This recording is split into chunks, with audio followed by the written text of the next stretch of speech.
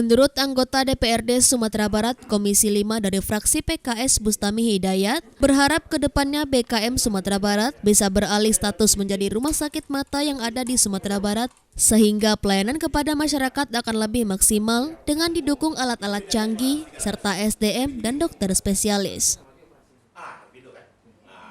Jadi hari ini 22 Februari 2023 merupakan launching perdana dari BKIM Provinsi Sumatera Barat untuk melaksanakan operasi katarak. Ini suatu hal yang sangat luar biasa kita rasakan karena selama 16 bulan tidak bisa mengapa-ngapa.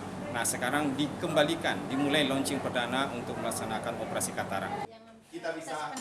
Sementara itu, Dr. Avando Ekardo selaku Kepala UPTD BKIM mengatakan, pada tahun ini BKIM sudah ada pelayanan antarjemput pasien yang akan melakukan operasi mata.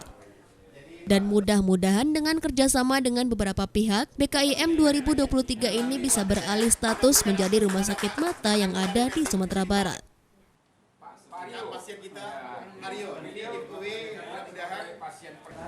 BKIM Sumatera Barat melakukan operasi katarak perdana hari ini.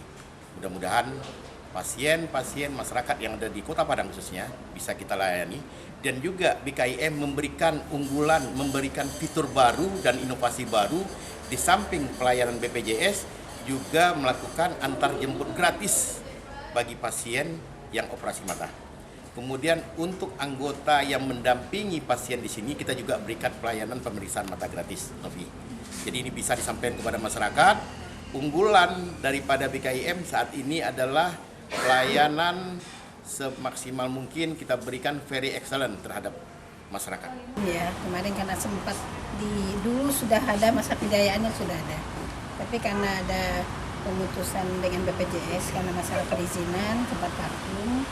Dan alhamdulillah sekarang sudah berjalan lagi. Dan tadi juga saya sampaikan kepada bapak-bapak kita dari DPR, memang untuk menjadikan BKIM ini dari badan menjadi rumah sakit, itu memang perlu duduk bersama ya. Kan untuk percepatan regulasi berubah dari badan menjadi suatu rumah sakit. Dari Padang, Sumatera Barat, Tim Liputan iNews melaporkan.